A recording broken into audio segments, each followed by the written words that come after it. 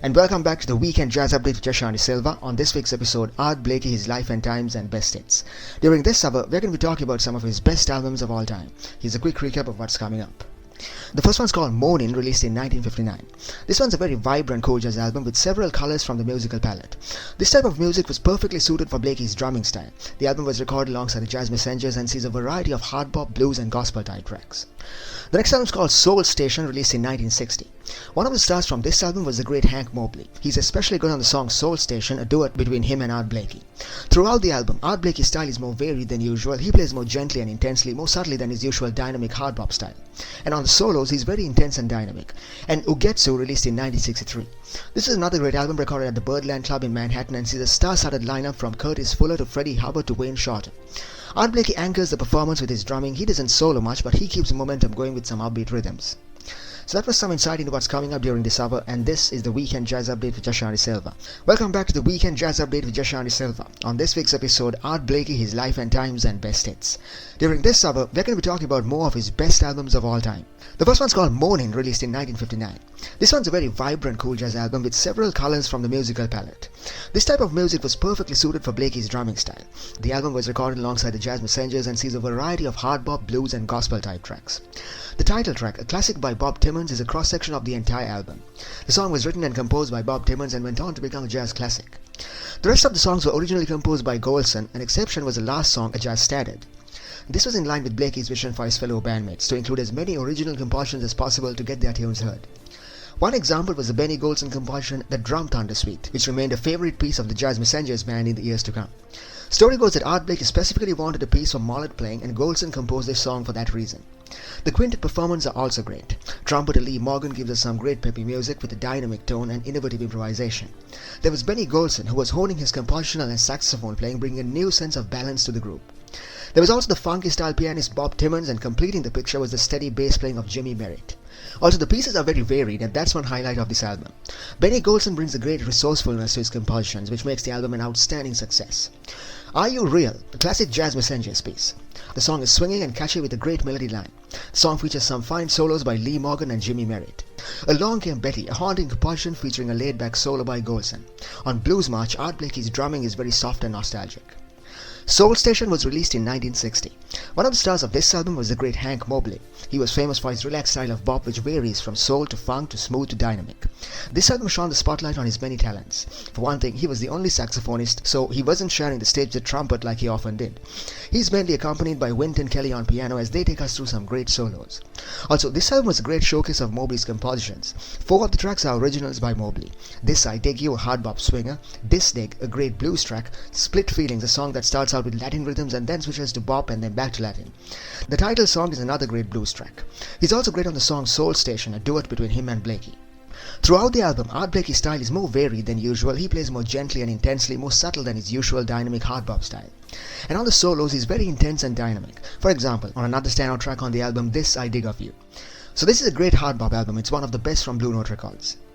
And an album called Ugetsu, released in 1963. This was another great album recorded at the Birdland Club in Manhattan and sees a star-studded lineup from Curtis Fuller to Freddie Hubbard to Wayne Shorter. Art Blakey anchors the performance with his drumming. He doesn't solo much, but he keeps momentum going with some great upbeat rhythms. The album compiled some great covers of jazz classics, also some original compositions by the bandmates Wayne Shorter and Curtis Fuller. This is taken from a live performance, so on the opening track, one by one, the bandmates introduce themselves. Then they get right into the music with some dynamic rhythms. You Get Used the next track. This one opens up with Art Blakey announcing the significance of the tune. It's Japanese for fantasy. It's got some great upbeat rhythms. Freddie Hubbard's especially great on trumpet. Time Off's a very energetic track featuring some great piano instrumentals. Art Blakey's drumming adds a new momentum to the piece. Art Blakey starts off the next track, Ping Pong. This one's another great groovy track with some amazing drum work. Art Blakey is at his best on this album with its up-tempo rhythms. There's also slower songs like I Didn't Know What Time It Was, an adaptation of a Lawrence and Hart classic. On the Ginza is another track that's a tribute to Tokyo. Ginza is a shopping mall in Tokyo, and this song was written about that experience. This song sees all the bandmates coming together. And welcome back to the Weekend Jazz Update with Joshua Silva. On this week's episode, Art Blakey, his life and times and best hits. Now it's time for some trending album news. Gerald Dorm is an internationally acclaimed composer and instrumentalist. His career spans several decades. His style is based on a blend of the classical and the contemporary.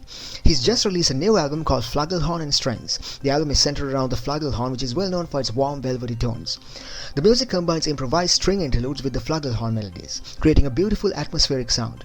The music is overall reflective and relaxed. The songs are a blend of jazz and classical music. Gerald Dorm's music is well known for its emotional depth and range, and this album is sure to spellbind. The album was recorded during a performance in Berlin and is set to be released on Tonework Records. For more information, please visit www.geralddorm.com. So that was some trending album news on the Weekend Jazz Update with Joshua Silva. We're going for a short break. We'll be right back after that. When we come back, we're going to be talking about more of Art Blakey's best albums of all time. Stay tuned. And welcome back to the Weekend Jazz Update with Joshua Silva. On this week's episode, Art Blakey, his life and times and best hits. During this hour, we're going to be talking about some of his best albums of all time. Here's a quick recap of what's coming up. The first one's called Free For All, released in 1964. This album is centered around the civil rights movement at the time. Blakey's drumming is great from a technical viewpoint. It incorporates all his usual shuffles and press rolls and rhythmic precision. There's great energetic group interplay, also some great solos. Buttercorn Lady was released in 1966. The music was recorded during a live concert in California and has a wide range of influences from modal jazz to calypso. Jarrett's playing is very innovative. Art Blakey is on top form, some great beats underline the rhythms of each track. A great jazz and rock fusion album from the Jazz Messengers. The London Collection was released in 1971. This album was recorded during one of Thelonious Monk's concerts in London. The album has a great array of solos from various musicians, also features some epic trio performances. Most of the songs on the album are Thelonious Monk compositions, which by that time had reached jazz classic status. One also observes the various ways their styles had changed in the years that had passed. And Straight Ahead, released in 1981. This album was recorded alongside mainly up-and-coming jazz musicians. The album was recorded during a tour of Europe, and one highlight was trumpeter Wynton Marsalis. So that was a quick recap of what's coming up during this hour, and this is the Weekend Jazz Update with Joshua Silva. On this week's episode, Art Blakey, his life and times and best hits. During this hour, we're going to be talking about more of his best albums of all time. The first one's called Free For All, released in 1964. This was one of the best studio albums by the Jazz Messengers, every bit as good as their live performances-based albums. The performance was centered around the socio-economic events at the time. Some of the pivotal events that spurned this album: the Civil Rights Movement and the Voting Rights Act. Blakey's drumming is great from a technical viewpoint. It incorporates all his usual shuffles and press rolls and rhythmic precision. There's great energetic group interplay, also some great solos. There's a great lineup from Blakey on drums to Freddie Hubbard on trumpet to Curtis Fuller on trombone.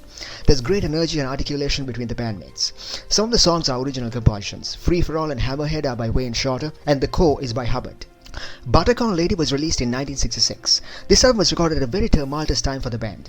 The years 1964 through 1966 saw Art Blakey's band going several changes in terms of the players that played in the band. Two highlights from this album: the up-and-coming trumpet whiz Chuck Mangione and pianist Keith Jarrett. The music was recorded during a live concert in California and has a wide range of influences from modal jazz to calypso. Jarrett's playing is very innovative. On one solo, we see him playing by plucking strings inside the keyboard. Art Blakey is also on top form, some great beats underline the rhythm of each track. A great jazz and rock fusion album from the Jazz Messengers.